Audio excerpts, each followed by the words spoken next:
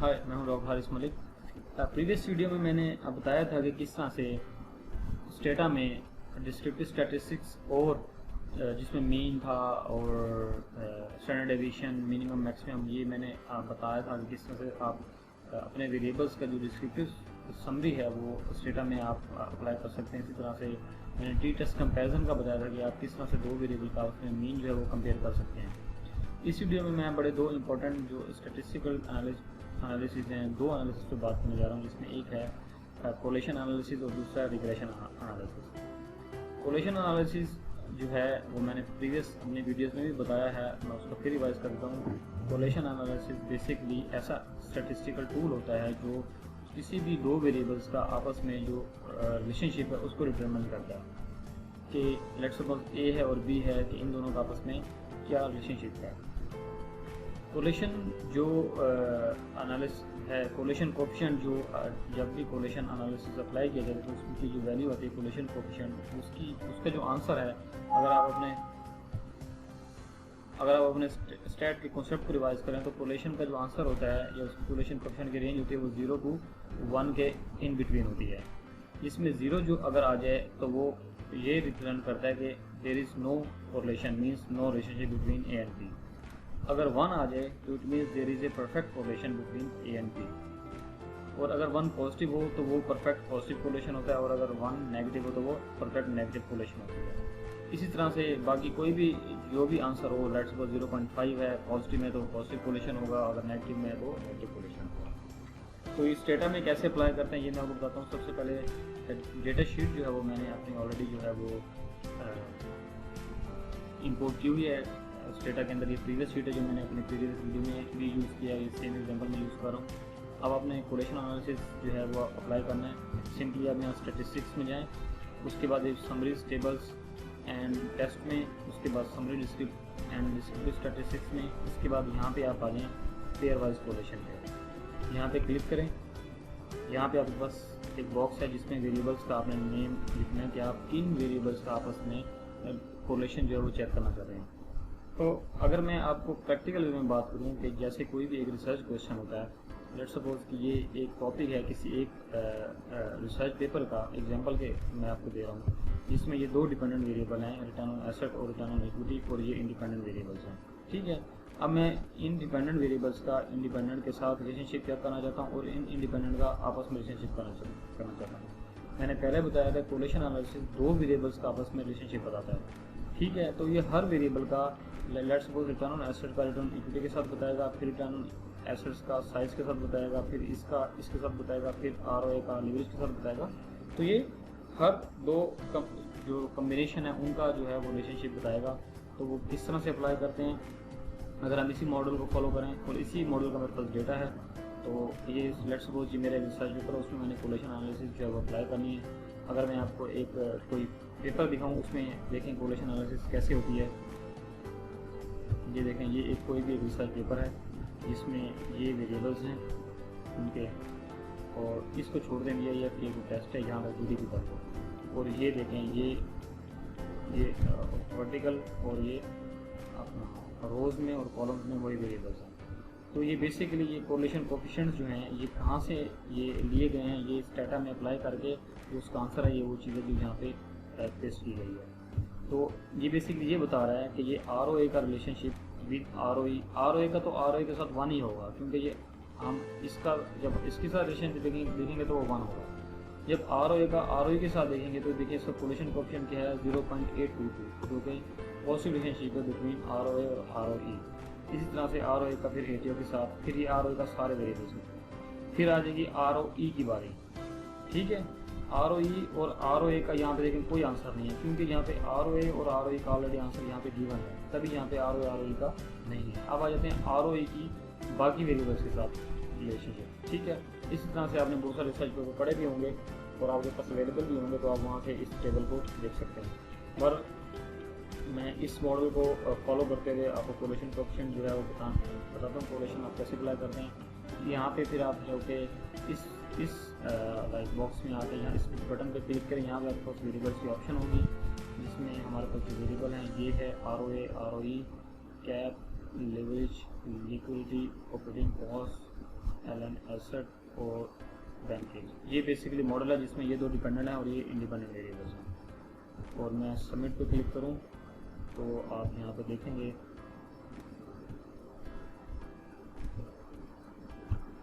Submit पे जैसे मैंने क्लिक किया तो आप यहाँ पे देखें कि ये आपके पास ये कोलेशन टेबल आपके पास आ गई है, पेयर वाइज कोलेशन, जिसमें आपके हर वेरिएबल्स का आप दो वेरिएबल्स का आपस में रिलेशनशिप रहता है।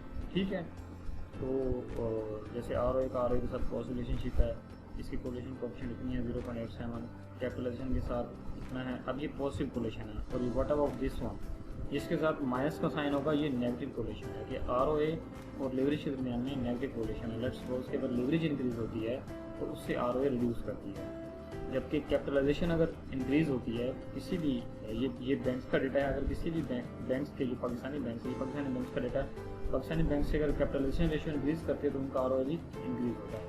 तो इस तरह से जो है वो आप कोरिलेशन जो क्या कहते हैं एनालिसिस है वो स्टेटा में अप्लाई कर सकते हैं। अच्छा, आपने अगर मैं आपको ने इस रिसर्च में फोकस किया होगा तो ये स्टार्स यूज हुए हैं। ये मैंने प्रीवियसली आपको बताया था कि ये जो स्टार्स हैं बेसिकली ये सिग्निफिकेंट लेवल को शो करते हैं कि आपका कॉन्फिडेंस लेवल ऑफ कॉन्फिडेंस कितने परसेंट है। अगर आपका लेवल ऑफ कॉन्फिडेंस 90% से अबव है तो इट मीन्स कि आपका ये जो रिलेशनशिप है ये सिग्निफिकेंट रिलेशनशिप है। तो यहाँ पे देखें गिवन भी है कि अगर और जो लेवल ऑफ कॉन्फिडेंस है वो पी वैल्यू से जो है वो रिप्रेजेंट होता है। तो अगर पी वैल्यू आपके पास 10% है 0.1 तो 1 स्टार, अगर लेस देन 0.05 है तो 2 स्टार और लेस देन 0.01 है तो 3 स्टार, जिसको 1% कहते हैं। अब आपको कैसे पता लगेगा कि ये आपके जो रिलेशनशिप हैं ये सिग्निफिकेंट है कि नहीं है। ठीक है, अगेन उसी प्रोसेस को फॉलो करते हुए ये टेबल ओपन हो जाएगी। आपने क्या करना है, आपने सिंपली इस बॉक्स पर टिक कर देना है print significance level of each entry. जैसे मैं इसको क्लिक करूंगा तो ये हर रिलेशनशिप के साथ इसकी प्रोबेबिलिटी वैल्यू आ जाएगी। आप यहाँ पे सबमिट मिनिमाइज करता हूँ। नाउ सी कि कोएफिशिएंट सेम है लेकिन साथ में पी वैल्यू आ गई। तो ये पी वैल्यू लेस देन 1% है 0.01, इट मीन्स कि ये जो सिग्निफिकेंट है ये दिस रिलेशनशिप इज सिग्निफिकेंट और ये इसको आप 3 स्टार जो है वो दे सकते हैं। ये भी ऐसे ही है, ये भी ऐसे ही है 1% पे। ये जो है ये 0.01 से ज़्यादा है, इट मीन्स इसमें सिग्निफिकेंट रिलेशनशिप नहीं है, नेगेटिव है but this relationship is not significant. और ये भी ऐसे ही है अपना, ये भी इनसिग्निफिकेंट रिलेशनशिप है क्योंकि सिग्निफिकेंट रिलेशनशिप मैंने आपको बताया था कि पी वैल्यू प्रीवियस बहुत सारे वीडियो में बताया कि अगर आपकी पी वैल्यू जो है वो 0.1 से 1 हो या उससे कम हो तो आपका रिलेशनशिप जो है वो सिग्निफिकेंट होता है। तो this value is greater than 0.1, it means this relationship is not significant. And what about this relationship is also less than, this P value is also less than 0.05, तो so this relationship is also significant.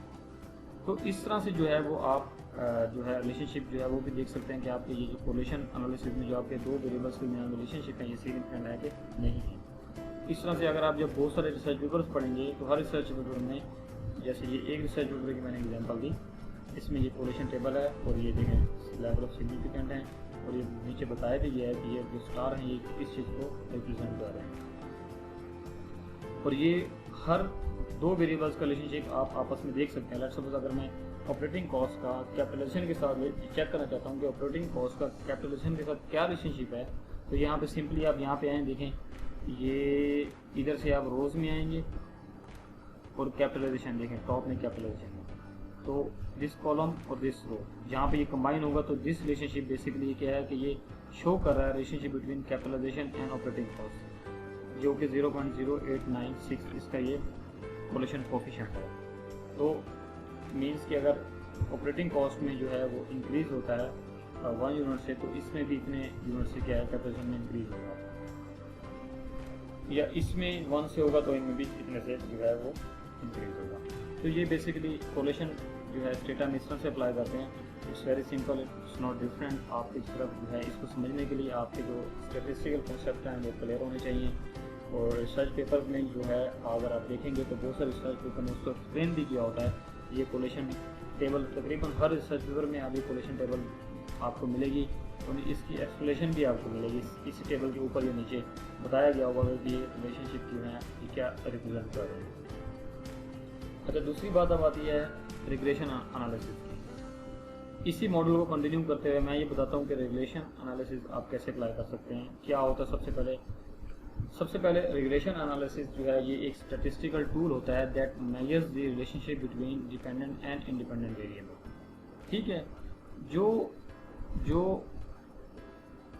Correlation है ना, basically देखें ये independent का भी आपस में relationship बता रहा है। देखा आपने कि ये तो डिपेंडेंट वेरिएबल है उस मॉडल के, लेकिन ये इंडिपेंडेंट वेरिएबल है, बट ये इंडिपेंडेंट का भी आपस में देखें रिलेशनशिप बता रहा है। डिपेंडेंट का इंडिपेंडेंट के साथ तो इन दो रोज में बता रहा है, बट अदर रोज में, अदर कॉलम्स में ये इंडिपेंडेंट्स का भी आपस में रिलेशनशिप बता रहा है। जबकि जो रिग्रेशन एनालिसिस होता है ये क्या होता है कि ये डिपेंडेंट और इंडिपेंडेंट का आपस में रिलेशनशिप बताता है कि इंडिपेंडेंट वेरिएबल्स का क्या इम्पैक्ट है डिपेंडेंट वेरिएबल के। जैसे कि ये एक मॉडल है, ये मॉडल ऐसा है कि ये इंडिपेंडेंट वेरिएबल्स हैं, ये डिपेंडेंट। ये अज्यूम किया गया कि इन वेरिएबल्स का इन इंडिपेंडेंट वेरिएबल्स का इन दो डिपेंडेंट पे इम्पैक्ट है। अब वो पॉजिटिव है या नेगेटिव है या नहीं है, that is another story. But ये जब भी मॉडल बनाया गया था ये इस टॉपिक के ऊपर, तो ये अज्यूम किया गया कि इन वेरिएबल्स का इन पे इम्पैक्ट है। तो आप कैसे चेक करेंगे कि इन इंडिपेंडेंट का इस डिपेंडेंट पे जो इम्पैक्ट है या रिलेशनशिप है, आप कैसे चेक करते हैं, उसके लिए रिग्रेशन एनालिसिस जो है वो यूज़ की जाती है। तो regression analysis again it's a statistical tool that measures the relationship between dependent and independent variable. अच्छा, रिग्रेशन एनालिसिस की बहुत सारी फॉर्म हैं, there are so many type of regression analysis, but अगर मैं आपको सिंपल और बेसिक रिलेशन एनालिसिस की बात करूँ, इसमें दो बेसिक जो है वो फॉर्म होती हैं, जिसमें सबसे पहले होती है simple linear regression. Simple linear regression क्या होती है? ये ऐसी रिग्रेशन होती है that measures the relationship between one dependent and one independent. ठीक है, ये एक रिग्रेशन लाइन है, आपने मैथ में देखा भी होगा। रिग्रेशन लाइन जो है y = a + bx, आपको पता है जो y होता है = a + bx रिग्रेशन लाइन को शो करता है। तो ये बेसिकली ये वो उसकी इकोनोमेट्रिक उसकी एक्सप्रेशन है बेसिकली इस सिंपल लीनियर रिग्रेशन की, जिसमें y जो है वो डिपेंडेंट वेरिएबल है, यहाँ मैंने लिखा हुआ है। a जो है ये इंटरसेप्ट जो कांस्टेंट होता है, b क्या होता है स्लोप जो कोफिशिएंट होता है रिग्रेशन का कोफिशिएंट। ठीक है, x क्या होता है, x रिप्रेजेंट करता है इंडिपेंडेंट वेरिएबल को, x = इंडिपेंडेंट वेरिएबल। और e क्या है, ये एरर टर्म होता है, क्योंकि सिर्फ y में जो चेंज है वो सिर्फ b से नहीं आएगा, there are so many factors, लेकिन हम सिर्फ b को देख रहे हैं, इस x को देख रहे हैं सिंपल, कि y में चेंज सिर्फ इस x की वजह से नहीं होगा, there are so many factors but we are looking into only x। ठीक है, अब ये x कुछ भी हो सकता है, x = anything, x = let's suppose जैसे इस मॉडल की अगर हम बात करूँ, यहाँ पे y डिपेंडेंट वेरिएबल क्या है, रिटर्न ऑन एसेट। दो हैं, मैं एक ही बात करता हूँ, रिटर्न ऑन एसेट। इंडिपेंडेंट क्या है, देयर आर सो मेनी, आप साइज ले सकते हैं, कैपिटल ले सकते हैं, लेवरेज ले सकते हैं, लिक्विडिटी ले सकते हैं, ऑपरेटिंग कॉस्ट ले सकते हैं, एज ले सकते हैं, इसके अलावा भी there are many independent variables you can take. But simple linear regression में क्या होता है कि आप सिर्फ एक डिपेंडेंट का इम्पैक्ट, एक इंडिपेंडेंट का इम्पैक्ट एक डिपेंडेंट पे चेक करते हो, या एक डिपेंडेंट का रिलेशनशिप चेक करते हो विद वन इंडिपेंडेंट के साथ। ठीक हो गया, तो इस वजह से B1 मीन्स के one coefficient of one independent. ठीक है, अच्छा अब ये बेसिकली ये बीटा क्या है? ये बीटा बेसिकली ये बताता है कि ये जो y है बेसिकली हम ये चेक कर रहे होते हैं कि इस y में जो चेंज है वो इस x में चेंज और y का चेंज का आपस में क्या रिलेशनशिप है, कि x में चेंज होने की वजह से y में क्या चेंज आया, पॉजिटिव आया या नेगेटिव आया, और कितना चेंज आया। अब ये कितना चेंज आया ये बेसिकली ये बीटा रिप्रेजेंट करता है। ठीक है, बीटा वैल्यू जो कोफिशिएंट होती है ये बताता है कि इस x में इतना चेंज आने की वजह से y में इतना चेंज आता है जो कि b है। अब ये भी जब मैं रिग्रेशन अप्लाई करूंगा देन आपको समझ आएगी ये क्या चीज़ है। अब मैं आपको सिंपल लीनियर रिग्रेशन अप्लाई करके दिखाता हूँ। आप सिंपल स्टैटिस्टिक्स पे जाएं, ठीक है, आप ये लीनियर मॉडल एंड रिलेटेड पे जाएं, यहाँ पे ये लीनियर रिग्रेशन यहाँ पे क्लिक करें। यहाँ पे जो है आप अब याद रखें कि मैं सिंपल लीनियर रिग्रेशन जो अप्लाई कर रहा हूँ जिसमें एक डिपेंडेंट और एक इंडिपेंडेंट होगा। सिंपली यहाँ पे मैं क्लिक किया इस टैब पे, तो ये मेरे पास जो है मैं फर्स्ट अपना एक डिपेंडेंट यहाँ सेलेक्ट करता हूँ, उसके बाद मैं एक डिपेंडेंट सेलेक्ट करता हूँ। लेट्स सपोज कि मैं कैपिटलाइजेशन जो है ये मैं सेलेक्ट कर लूँ। ठीक है, और मैंने ओके प्रेस किया, ये सबमिट कर दिया, तो ये आपके पास मल्टीपल सिंपल लीनियर रिग्रेशन का रिजल्ट आ गया। ठीक है, इसमें सबसे पहले क्या चीज़ें इंपॉर्टेंट होती हैं, सबसे पहले यहाँ पे देखिए नंबर ऑफ ऑब्जर्वेशन जो कि n है वो है 15 कैसे आया, अगर मैं आपको डेटा सेट ओपन करके दिखाऊं तो डेटा एडिटर, इसमें देखें कि आपकी ऑब्जर्वेशन कितनी है 15, जिसमें आपके पास 5 कंपनीज हैं। ठीक है, 5 कंपनी, तो हर कंपनीज का 3 इयर्स का डेटा है, 2016, 17, 19, तो 5 = 3, टोटल ऑब्जर्वेशन कितने हो जाएंगे आपके पास 15, तो ये ऑब्जर्वेशन है 15। उसके बाद ये एफ स्टैटिस्टिक एक होता है, एफ टेस्ट इसको हम कहते हैं, ये उसकी वैल्यू है, ये इस एफ टेस्ट की पी वैल्यू है। ठीक है, remember the P value of F test should be less than 0.05, अगर ये 0.01 से लेस है तो इट्स वेरी गुड, तो the F value of this test is very good. ये एफ अब करता क्या है, एफ बेसिकली ये जो आपका मॉडल है, जो आपने एक इंडिपेंडेंट का इम्पैक्ट डिपेंडेंट पे चेक किया, ये इस पूरे मॉडल का जो है वो सिग्निफिकेंस शो करता है कि आपका ये मॉडल क्या है, ये सिग्निफिकेंट है, गुडनेस और फिटनेस इसको हम कहते हैं, ये joint significant of the model, तो ये वो उसको रिप्रेजेंट करता है। आर स्क्वायर जो है यहाँ पे, और फिर होता है एडजस्टेड आर स्क्वायर, इन दोनों की मीनिंग सेम है but mostly adjusted are square लेते हैं। अब आर स्क्वायर क्या रिप्रेजेंट करता है, आर स्क्वायर बेसिकली ये रिप्रेजेंट करता है कि आर के इस डिपेंडेंट वेरिएबल के अंदर जो चेंज आया, जो वेरिएशन होती हैं बेसिकली, वो कितने % एक्सप्लेन होती हैं बाय इस रेशो पे। तो ये आर स्क्वायर की वैल्यू जो है ये 76% आर स्क्वायर की वैल्यू है। इट मीन्स कि ये आपका जो कैपिटलाइजेशन है, ये इस आर ओ ए के जो वेरिएशन है, ये वेरिएंस है, उसको 76% एक्सप्लेन कर रहा है। रिमेंबर, हम डिपेंडेंट वेरिएबल को एक्सप्लेन वेरिएबल कहते हैं और इंडिपेंडेंट वेरिएबल को एक्सप्लेनेटरी वेरिएबल भी कहते हैं। मीन्स कि इंडिपेंडेंट वेरिएबल वो वेरिएबल हैं जो डिपेंडेंट वेरिएबल की वेरिएशन को एक्सप्लेन कर रहे हैं। तो ये जो एक्सप्लेनेशन पावर है बेसिकली ये आर स्क्वायर जो है वो इसको रिप्रेजेंट करता है। ठीक है, उसके अलावा आ जाते हैं, अब अगर मैं आपको ये रिग्रेशन लाइन ओपन करके दिखाऊं, ये डिपेंडेंट है आपका, ये डिपेंडेंट हमने क्या लिया, आरओए लिया, और इंडिपेंडेंट हमने क्या लिया, कैपिटलाइजेशन लिया। ठीक हो गया। कांस्टेंट हमारे पास यहाँ पे देखें क्या है, ये हमारे पास कांस्टेंट की वैल्यू ये आ गई। ठीक है, ये कोएफिशिएंट बेसिकली बी, ये कोएफिशिएंट होता है, ये उसकी वैल्यू है। अब आ जाते हैं हम इस रिग्रेशन की वैल्यू। ठीक है, अगर मैं इसको लिखूं बेसिकली सिंपल करके आपको अभी जल्दी से बता दूं, ये आपका जो मॉडल है वो है R O A is equal to constant आपके पास कितना है, इसको मैं सिंपल सा बस इतना कर लेता हूँ, और ये कोएफिशिएंट है आपका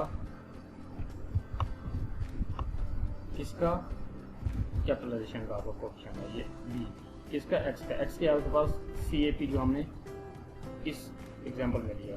अब ये क्या शो कर रहा है, बेसिकली ये शो कर रहा है कि अगर कैपिटलाइजेशन का आंसर हमारे पास परसेंटेज में है और ROA का आंसर भी हमारे पास परसेंटेज में है। ठीक है, ये शो करता है कि अगर कैपिटलाइजेशन जो है कंपनी की वो 1% से इंक्रीज कर जाए, ठीक है, तो ROA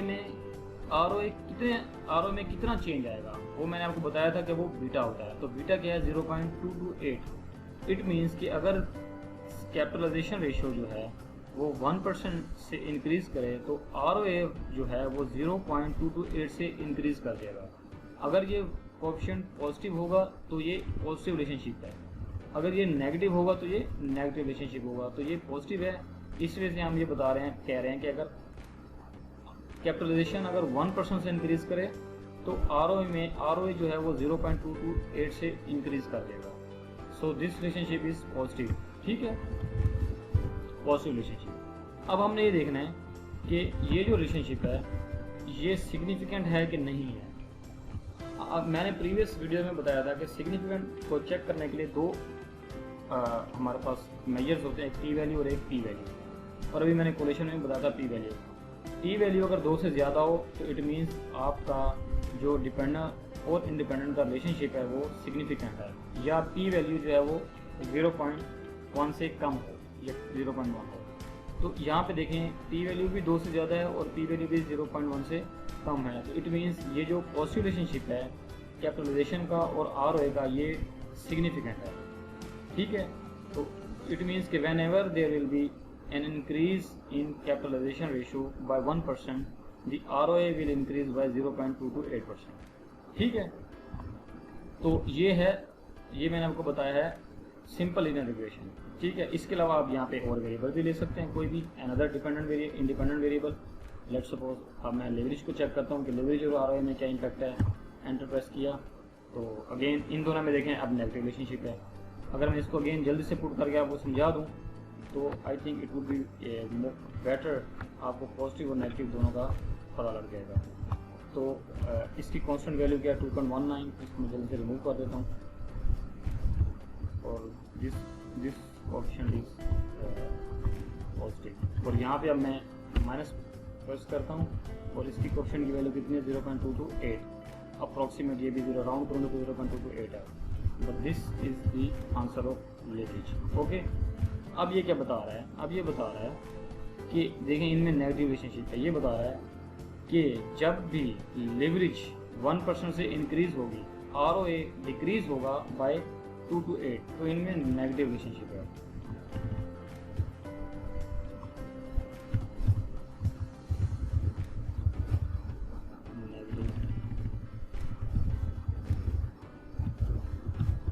ठीक है, नेगेटिव रिलेशनशिप या इम्पैक्ट ऑफ लेवरेज जो है वो नेगेटिव इम्पैक्ट है लेवरेज का किस पे, आरओए पे। यहाँ पे पॉजिटिव इम्पैक्ट था कैपिटलाइजेशन का आरओए पे।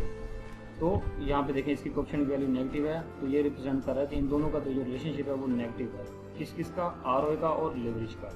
अब ये सिग्निफिकेंट है कि नहीं है, अगेन वही रूल, जो टी वैल्यू है वो 2 से ज़्यादा है और जो पी है वो 0.1 से कम है। इट मीन्स कि this relationship is also significant. और ये आर स्केयर है और ये ऑब्जर्वेशन और ये एफ टेस्ट भी आपके पास सिग्निफिकेंट है, ये भी सिग्निफिकेंट होना चाहिए। इट मस्ट, अगर ये सिग्निफिकेंट नहीं है इट मीन्स ये आपका मॉडल ही ठीक नहीं है। ठीक है, कि आपके जो इंडिपेंडेंट वेरिएबल हैं ये बेसिकली इस आर को एक्सप्लेन नहीं करते, तो इनका तो ये आप मॉडल ठीक नहीं है। अगर ये जो है वो 0.1 से कम है 0.05 से, तो it means this model is good. ठीक हो गया। अब बात करता हूँ मैं मल्टीपल लीनियर रिग्रेशन की। मल्टीपल लीनियर रिग्रेशन ऐसा रिग्रेशन होती है जिसमें आप बहुत सारे 2 या 2 से ज़्यादा इंडिपेंडेंट का इम्पैक्ट चेक करते हो किसी एक डिपेंडेंट पे। तो उसको ऐसे मल्टीपल लीनियर रिग्रेशन को ऐसे रिप्रेजेंट किया जाता है y = a कांस्टेंट, वही जैसे ऊपर मैंने बताया था b1 एक इंडिपेंडेंट वेरिएबल प्लस b2 दूसरा dependent variable and n means no limit, it could be 50, 100, 200। ठीक है, प्लस एरर टर्म। अगर मैं इस एग्जांपल के मॉडल की बात करूं, ये एग्जांपल का ये एक मॉडल मैंने यहाँ पे बनाया हुआ है जो कि इस रिसर्च पेपर के लिए, तो this basically A model of multiple linear regression जिसमें बहुत सारे इंडिपेंडेंट वेरिएबल्स हैं देखें। ठीक है, जिनका हम इम्पैक्ट चेक करें एक डिपेंडेंट पे। सो ये जो है बेसिक रिग्रेशन लाइन है for the multiple linear regression, जिसमें आप बहुत सारे इंडिपेंडेंट वेरिएबल को इकट्ठा जो है रिग्रेस करते हो इस डिपेंडेंट वेरिएबल के ऊपर। तो उसको कैसे अप्लाई करते हैं, उसमें कोई डिफरेंस नहीं है, सिंपल। आप सिंपल यहाँ पे जाएं, लीनियर मॉडल पे जाएं, लीनियर रिग्रेशन पे जाएं, सेम वही जैसे हमने सिंपल लीनियर रिग्रेशन के लिए किया था। अब आपने करना क्या है, यहाँ पे देखिए हमने ऑलरेडी सिलेक्ट किए हुए हैं, यहाँ पे आप और इंडिपेंडेंट जो है वो सिलेक्ट कर लें जो आपके मॉडल का पार्ट है। लेट्स सपोज हमारे मॉडल में लेवरेज भी है, लिक्विडिटी भी है, ऑपरेटिंग कॉस्ट भी है, ये भी है और लेट्स सपोज ये भी है, और इसमें मैं सबमिट करता हूँ।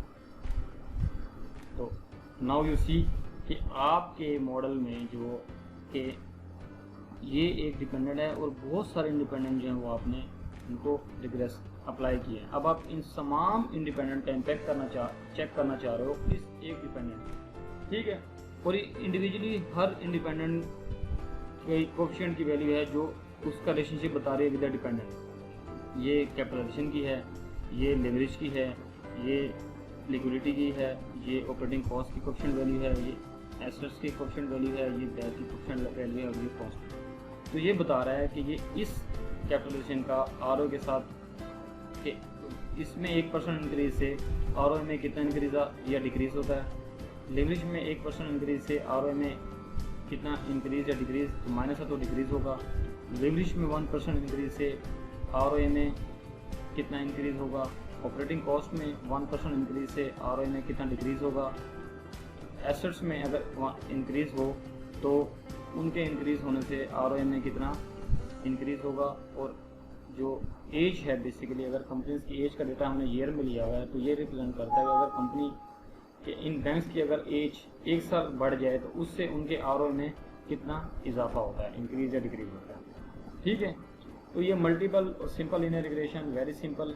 मल्टीपल में सिर्फ आप एक डिपेंडेंट, सिंपल लीनियर में आप सिर्फ एक डिपेंडेंट और एक इंडिपेंडेंट को चेक करते हो, उनका आपस में रिलेशनशिप। और मल्टीपल में आप बहुत सारे इंडिपेंडेंट को एक डिपेंडेंट पे आप उनको रिग्रेस करते हो। और एक और चीज़ मैं स्टेटा में बताता जाऊँ आपको, स्टेटा में हमेशा अगर आप इस कमांड को देखें, हमेशा ये कमांड है जो स्टेटा को बता रही है कि आपने रिग्रेशन अप्लाई करनी है।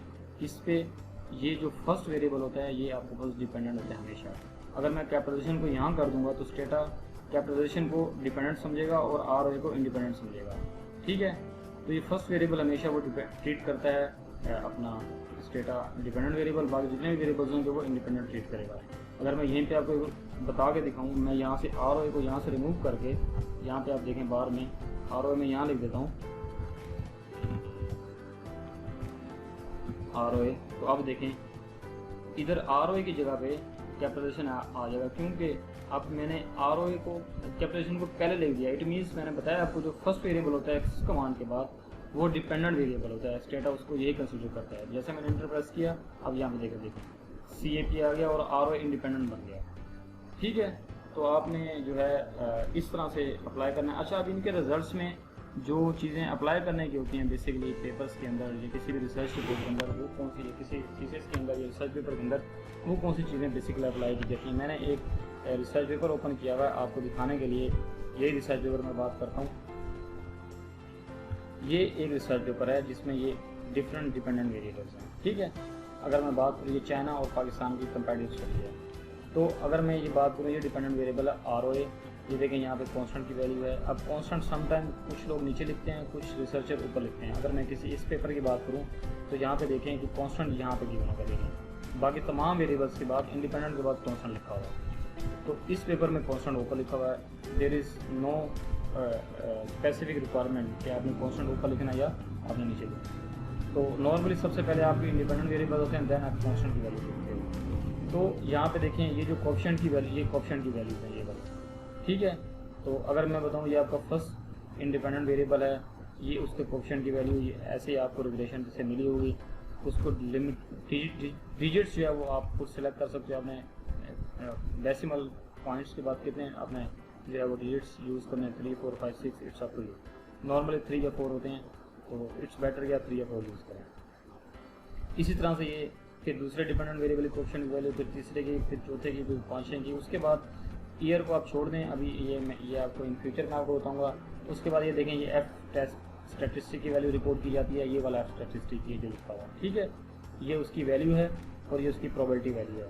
तो अगर मैंने आपको बताया था कि अगर P वैल्यू लेस देन 0.01 हो तो 3 स्टार यूज़ करते हैं। तो यहाँ पे देखें इन्होंने ये 3 स्टार यूज़ किया, मैंने नीचे लिखा भी होगा कि P वैल्यू 0.01 है तो 3 स्टार। इस तरह से एडजस्टेड R स्क्वायर की वैल्यू भी यहाँ पे लिखते हैं, वो जितनी भी है वो यहाँ से आप एडजस्टेड R स्क्वायर की वैल्यू कॉपी करके वो आप यहाँ पे अपनी जो टेबल बनाए उसमें लिख सकते हैं। बाकी DW को यहाँ लिखने की ज़रूरत नहीं है, ये भी एक और टेस्ट है।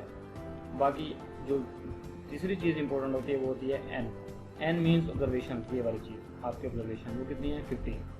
ठीक हो गया, तो ये अब इस पेपर रिसर्च पेपर में जो N था वो 177 है, आपके रिसर्च पेपर में इस एग्जाम्पल में N जो है वो 15 है। अच्छा, इसके अलावा ये तो हो गया कोएफिशिएंट वैल्यू। ठीक है, ये जैसे कोएफिशिएंट वैल्यू वो आ जाएगी, ये कोएफिशिएंट वैल्यू। उसके बाद ये स्टार्स आपने कैसे डिटरमिन करने हैं, वो इस P वैल्यू से डिटरमिन करने हैं आपने।